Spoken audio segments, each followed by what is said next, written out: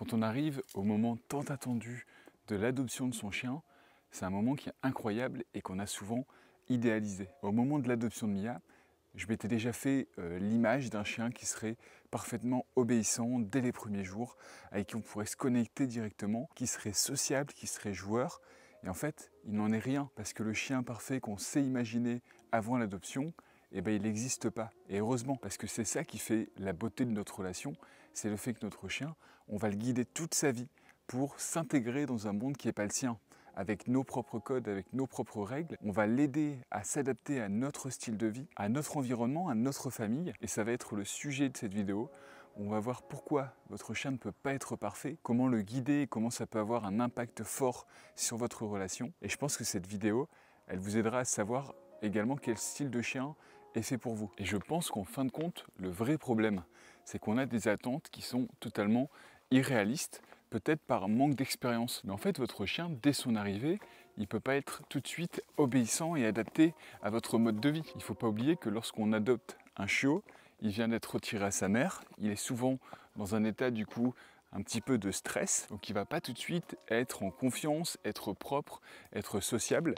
Ce serait trop lui en demander. Et ça va se construire par le temps, à son rythme. Parfois ça va prendre quelques jours, parfois ça prendra plusieurs mois. Et c'est pas grave parce qu'on a pris la décision d'adopter un être vivant.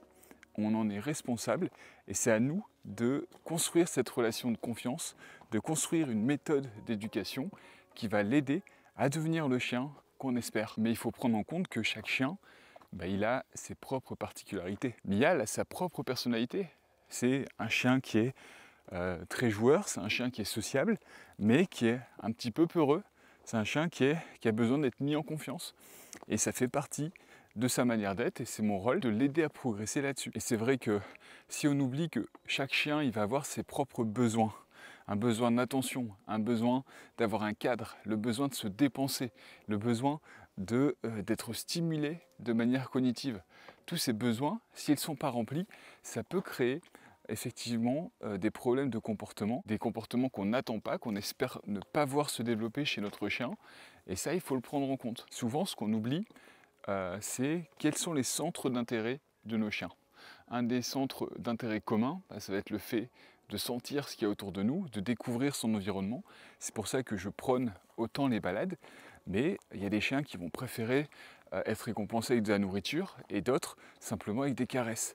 Il y a des chiens qui vont préférer aller courir après la balle et d'autres aller se baigner. Tout ça, c'est des éléments qui vous aident à construire cette relation avec votre chien, à l'aider dans son éducation. Et si vous prenez ça en compte, en plus de sa race, donc des caractéristiques génétiques qu'il peut avoir, et bien là vous aurez un chien qui sera parfaitement éduqué, parfaitement équilibré, et vous aurez votre chien parfait. Pas parfait dans le sens commun, mais parfait pour vous, adapté à votre style de vie, un chien qui est bien dans sa tête et bien dans ses pattes. Et si vous voulez savoir quel chien pourrait vous correspondre par rapport à ses caractéristiques de race, vous avez mon quiz Quel chien est fait pour vous, qui se trouve dans la description de la vidéo et qui vous présente les caractéristiques des chiens. N'oubliez pas que chaque chien a sa personnalité, on en a parlé tout à l'heure, mais ça vous donne un petit guide. Par exemple, si vous n'êtes pas prêt à vous investir au niveau physique avec un chien et que vous êtes uniquement capable d'aller le balader en laisse parce que vous êtes en ville, à prendre un chien comme Mia, qui est un chien de berger, qui est un chien qui a besoin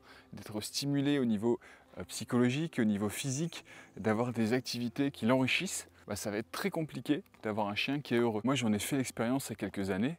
Mia, elle a passé environ un mois avec moi en plein centre-ville, dans une ville au-dessus de Lille. Et à part le jardin public, il n'y avait pas trop de zones où je pouvais la sortir tous les jours. Et j'ai vu un impact direct sur son psychologique, sur sa joie de vivre, mais également sur son obéissance. Donc l'environnement qu'on leur donne, le temps qu'on passe avec eux, l'implication qu'on a avec eux, ça a une importance énorme sur leur manière de se comporter, leur manière d'obéir, leur manière d'être à l'écoute et aussi leur joie de vivre tout simplement. Et l'idéal en fait ce serait de réussir à créer un pont qui nous permet de nous comprendre.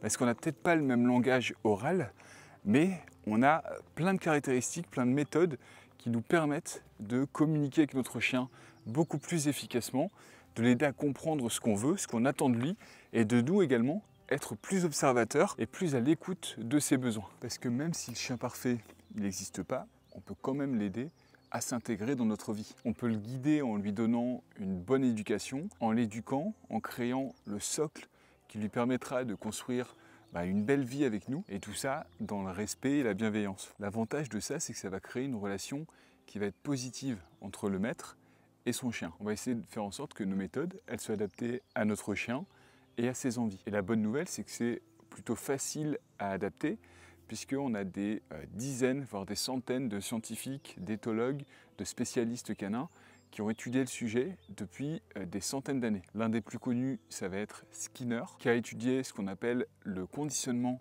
opérant, et notamment le concept de renforcement positif, mais également de renforcement négatif. Le concept, il est plutôt simple à comprendre, c'est que chaque comportement ou chaque action va être suivi d'une conséquence. Si la conséquence, elle est positive, notamment donner une croquette, féliciter, il y a plus de chances que ce comportement ne se reproduise dans le futur. Et si la conséquence est négative, il y a moins de chances que ce comportement ne se reproduise à nouveau dans le futur. Et maintenant qu'on a un petit peu ces concepts, comment est-ce qu'on peut nous l'appliquer dans notre vie? Comment est-ce qu'on peut l'appliquer dans l'éducation de notre chien tous les jours, en promenade comme je le fais avec Mia, mais également à la maison? Et c'est ce qu'on va voir tout de suite. On y va? Déjà dans ce concept de conditionnement opérant, moi, ce que j'essaye de faire, c'est d'utiliser à 80 voire 90% du temps uniquement le renforcement positif. Et ça, vous pouvez le voir dans chacune des vidéos de Sentier Canin, donc je ne vais pas trop m'appuyer là-dessus. Le reste du temps, si j'utilise le renforcement négatif, c'est uniquement pour mettre en place des marqueurs négatifs lorsque Mia, elle fait une bêtise, une action qui pourrait la mettre en danger. Donc typiquement, si elle s'approche de quelque chose qui pourrait être empoisonné, je vais mettre en place un marqueur négatif et là ça va lui éviter de manger cet aliment qui aurait pu être dangereux pour elle de manière directe. Mais je voudrais moi en fait sur cette vidéo aller plus loin que ça en abordant des sujets qu'on ne voit pas toujours sur internet. Le premier, c'est de dire que lorsqu'on communique avec son chien, on ne communique pas uniquement dans un sens. On n'est pas nous le canal et Mia, votre chien, ou votre chien un récepteur. Non, c'est pas comme ça que ça se passe. Pour moi, la communication, elle va dans les deux sens. Et c'est pour ça que j'aime le renforcement positif, parce que c'est un outil qui me permet d'aider Mia à mieux comprendre ce que j'attends d'elle, et donc à moins mettre de friction dans notre communication. Mais en échange, moi j'essaie d'être observateur. Et je pense que vous devez le faire également, essayer d'être observateur sur comment se comporte votre chien. C'est quoi les signaux qu'il vous donne? Et ces signaux, ils sont souvent physiques. Ça peut être la queue qui est plus basse que d'habitude, votre chien qui est plus calme, qui est moins joueur. En fait, ça, on pourrait en faire une vidéo complète, parce qu'il y a plein d'outils qui nous aident à mieux comprendre notre chien. Mais surtout, ce qui est important, c'est que ça vous aide ensuite à créer un lien qui est fort avec lui. Parce que si vous vous comprenez, le lien, il est largement renforcé. Bien sûr, ça demande du temps, mais au fur et à mesure, si votre chien vous fait confiance, parce qu'il voit que vous prenez soin de lui, parce qu'il voit que vous êtes attentif, il peut vous comprendre, il n'y a pas de frustration, et bien votre lien avec votre chien, il sera bien meilleur. Et c'est là où on peut dire que de manière subjective, on a le chien parfait. Puisqu'on a le chien parfait pour nous, on a cette relation qui est unique et qui ressemble à aucune autre. Et c'est pour ça que je suis contre le principe de punition, parce que en fait, ça va simplement casser cette relation de confiance. Votre chien, il va fonctionner plus à la peur qu'à la confiance. Et déjà, je pense qu'on peut faire totalement sans. Et tout l'impact négatif que ça peut avoir derrière, il est trop important pour que ça vaille le coup de l'utiliser. Mais pour ça, il faut que vous soyez prêt à vous investir dans cette relation. Vous investir selon ses besoins. Un chien, il a des besoins physiques, d'aller courir, d'aller se dépenser, d'aller sentir ce qui est autour de lui, d'aller en balade pour se développer physiquement, mais également cognitivement. Le fait de pouvoir sociabiliser, le fait de pouvoir sentir tout ce qu'il y a autour de lui, même s'il ne croise pas le chien directement, il ne faut pas oublier que j'avais fait une vidéo là-dessus. Votre chien, lorsqu'il sent, il partage des informations avec le chien qui est passé là il y a plusieurs heures. Et tout ça, ça se fait en essayant de partager des moments ensemble, de partager des aventures, de partager des liens de connexion. Ça peut également être des câlins, ça peut être des caresses, des félicitations. Tout ça, ça fait partie de ce qui aidera votre chien à se développer. Et je ne sais pas si j'ai été très clair dans cette vidéo, mais ce que je voulais dire surtout, c'est un chien parfait, c'est simplement le chien pour lequel vous avez accepté de vous impliquer. Et c'est uniquement cette implication qui va créer cette relation, cette éducation, cet équilibre qu'il y a entre vous et lui. Et je pense que nos chiens, ils évoluent un peu comme nous les humains. La personne que vous étiez il y a un an n'est pas exactement la même qu'aujourd'hui. En fait, notre manière d'être, de nous comporter, de penser, elle est dynamique, elle évolue dans le temps selon les expériences qu'on a pu vivre. Et nos chiens, je pense vraiment que c'est exactement la même chose.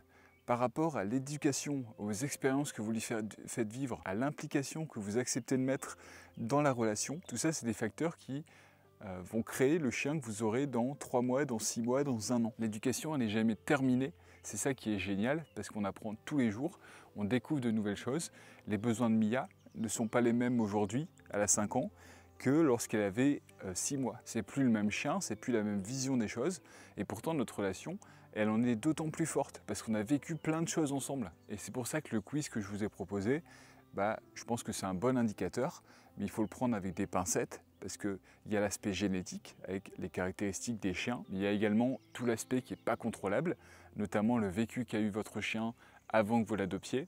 Si vous allez à la SPA, vous ne savez pas quel type de chien vous aurez, mais ce système de dynamique, ce système d'évolution dans le temps, fait qu'en fait, vous allez tendre vers le chien qui vous correspond le mieux, qui est parfait pour vous. Je vous remercie d'avoir regardé cette vidéo, j'espère vraiment que j'ai réussi à être clair sur cette idée qui est un petit peu controversée, mais c'est pas grave, je tenais à en parler et surtout à vous remercier pour le soutien que vous m'apportez sur cette chaîne. On partage des idées qui peuvent parfois être un peu controversées, où on peut ne pas être toujours d'accord, mais je pense que c'est important aujourd'hui de savoir défendre ses idées, défendre des causes qui nous sont importantes, et pour moi ça en fait partie. Moi je vais continuer ma balade avec Mia, et je vous dis à dans 2 jours pour la prochaine vidéo. Merci à tous, on y va ?